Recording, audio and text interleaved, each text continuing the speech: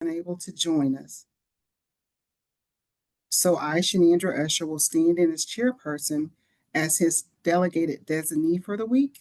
So I'll be conducting today's meeting. So now I'll call the meeting to order. It is 2:03 p.m. and I would like to call to order today, Monday, May 19th, 2025, the meeting of the Audit Committee. The information about this meeting is posted on the county's website under the Audit Committee homepage. The committee members who are present at this meeting are Board of Supervisors Representative Jim Andrews, School Board Representative Ellen Osborne,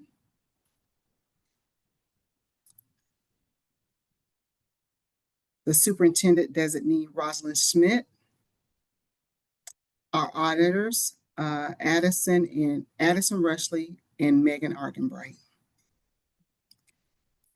Missing committee members at this time are CFO Jacob Sumner, County Executive Jeff Richardson, and Board of Supervisors Representative Ned Galloway. Other attendees at this meeting are Jan Lynn, our controller for the county, and Valerie Smith, our policy and process analyst in the Office of the CFO. Later, Laura Andrake will be joining us, our Chief of Shared Services and Enterprise Risk Management and Analytics. The purpose of today's meetings is to review the fiscal year 25 audit work plan and to prevent the fraud, waste, and abuse update. Are there any changes to this agenda or any questions by any member before we get started? Okay. Awesome, thank you. Seeing none, I move that we approve the agenda. Can I get someone to second that? Okay. Thank you. So the first item on the agenda today is for adoption of the all virtual meeting policy of the Audit Committee and the re-election of a chairperson. So the Audit Committee for spring meeting will always be a virtual meeting. Does anyone object to that? No.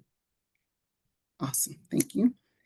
And up for re-election, is there anyone that, would anyone like to nominate someone to be chairperson of the Audit Committee for fiscal year 25's audit, going into fiscal year 26? I'd like to renominate Jacob Sumner as chairperson of the Audit Committee. Can I get a second? Second. Great. All opposed? All approved, say aye. Aye. Great, thank you. Now we'll turn the committee over to the agenda over to Addison Rushley of Brown Edwards Auditing Firm to review the planning communication letter and our fiscal year 25 audit work plan. Thank you, Shenandra. I'm Megan Arkenbright. I'm the partner on the county's audit. This is our third year working with you guys. So I'm going to go over the planning communication letter, and then Addison is going to go over to the rest of it. But if you have any questions at any point, jump in and ask either of us. We're happy to answer them as they come to mind. The planning communication letter Jacob emailed out last week. It is pretty standard. It's required communication. It talks about, what is an audit and what is management's responsibility, what are the auditor's responsibility. There are a couple points I'm going to make in relation to this letter. The first one is that it does have a list of questions related to fraud. This is not because we have any concerns about fraud. It's because we are required to open the doors and open that pathway of communication with the school board and the Board of Supervisors. We make this communication with all of our clients. We also do perform inquiries related to fraud with several employees of the county and the schools in performing our regular audit procedures. But we do want to make sure that we're asking you all as well. And if you have any concerns, you can come directly to Addison or I. But if you don't have any, then you do not need to come to us. The other part of this letter that is worth noting that changes year to year is that we do identify risks when performing our audit. And this year, we have 3 risks. The first one is management override. This is a standard risk we're always going to have this risk. It will never go, it will never go away. But management override, and we perform some procedures in relation to each of these risks. The second one is capital assets. Capital assets, we did have some management letter comments last year, so we're keeping it as a risk this year. We are aware that some of your processes have changed. There's turnover in that position, so we do know that's happening, which is all the more reason for us to kind of look at it a little bit more closely.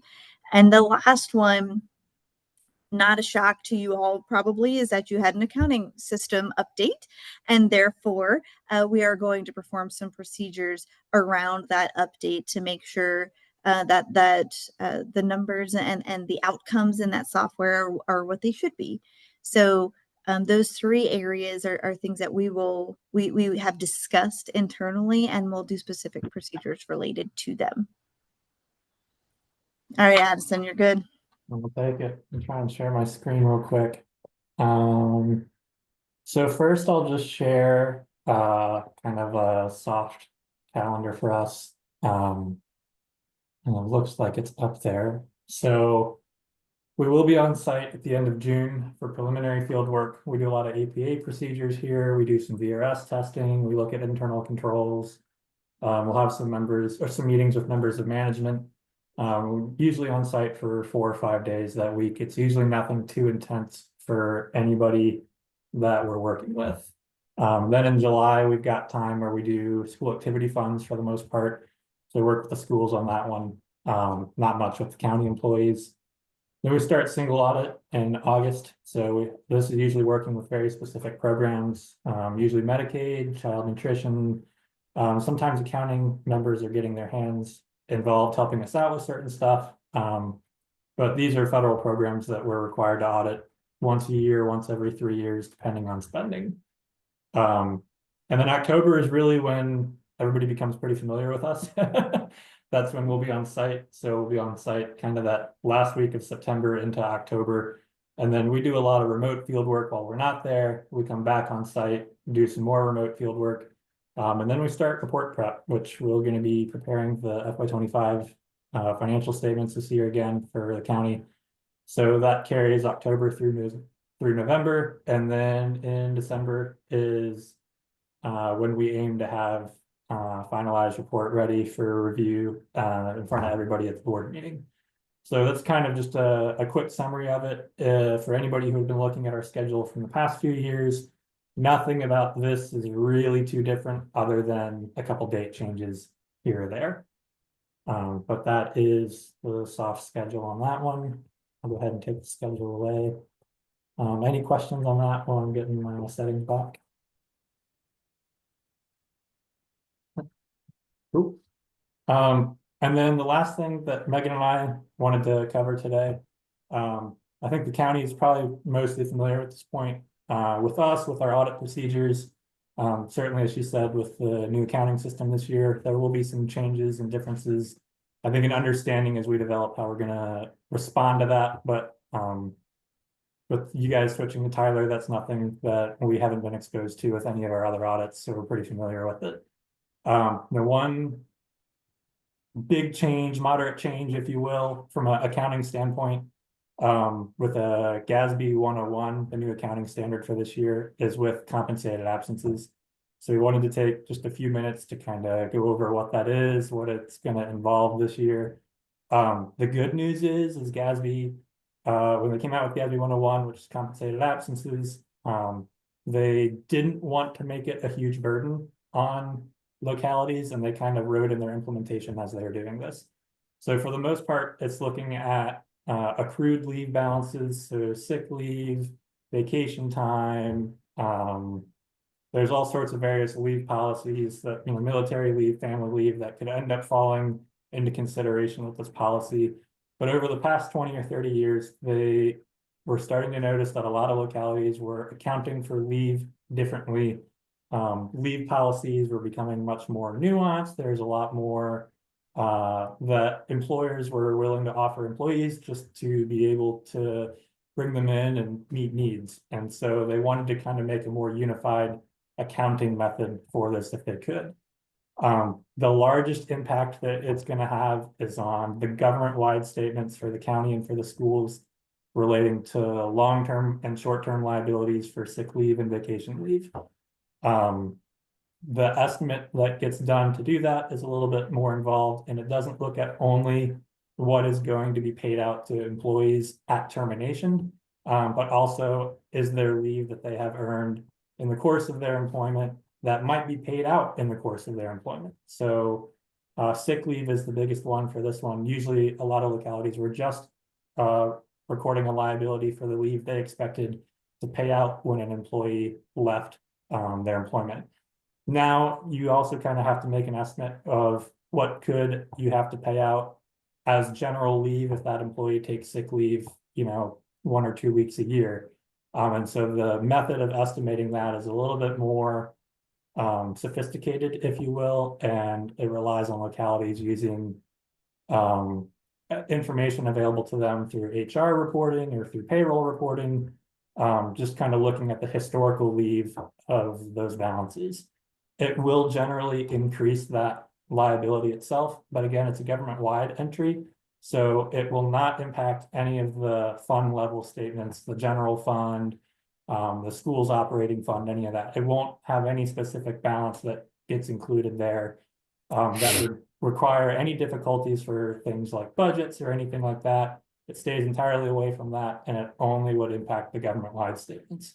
So that is kind of the one fortunate thing of it.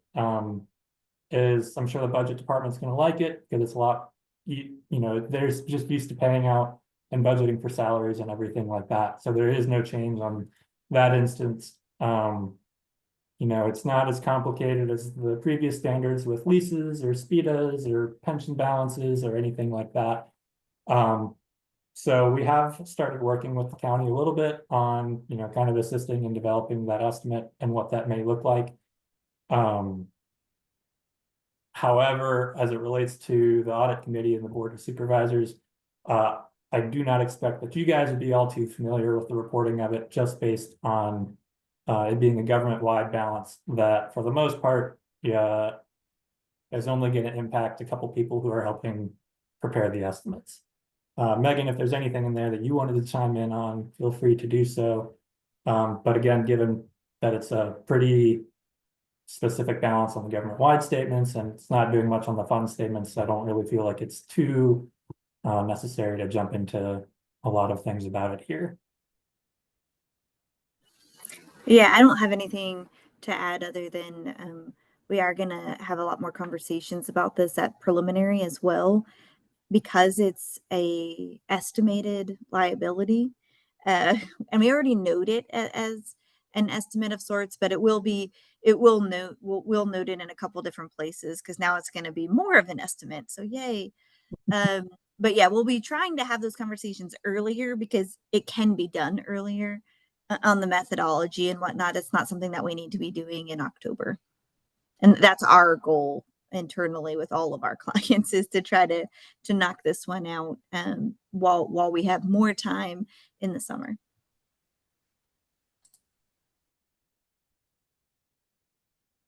Be happy to take questions on that one.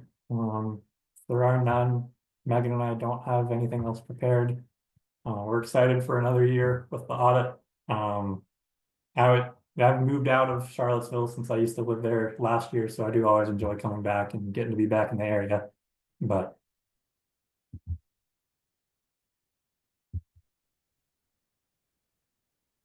If there are no questions, thank you, Megan. Thank you, Addison. Next on our Thank you. agenda is Laura Andrake with the Fraud, Waste, and Abuse update.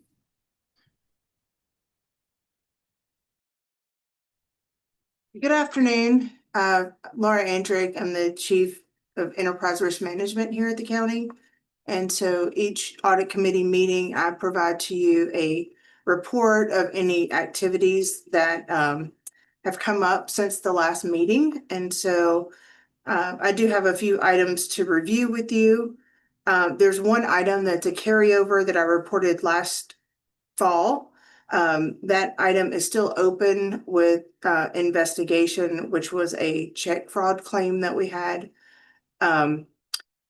There's a new check fraud claim that is under, is almost resolved, and so that one was under $1,000. So that one we're gonna report to you in the fall once it's completely resolved. There's also one active investigation of a cyber fraud. There's not much information I can give you about that until that investigation is complete, since our police department is in an active investigation on that one. And there is one fraud, waste, and abuse report that came through our anonymous website. That one we did fully investigate with the team. I did determine that was an unfounded fraudulent activity report.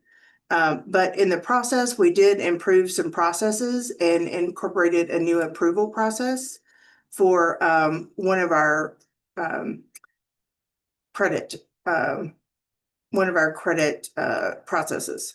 And so although it was not fraudulent, it was inefficient, and so we've improved that process. I'm hoping in the fall that I can give you some dollar amounts for the amount of these active investigations. But currently we'll keep that confidential until those investigations are complete.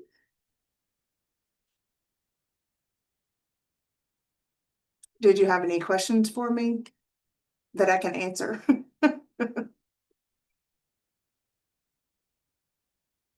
Well, thank you very much. I appreciate your time. Thank you, Laura. For the recording and the meeting notes, I'd like to update the attendance. County Executive Jeff Richardson has joined us for the meeting notes. He's in attendance as a board member today. Now I'll if there are any other questions about anything that's been discussed today in today's audit committee meeting. If there are no questions, I make a motion to adjourn this meeting. Second. All in favor, say aye. Aye. Aye. The meeting is adjourned. Thank you all for your time. Have a lovely afternoon.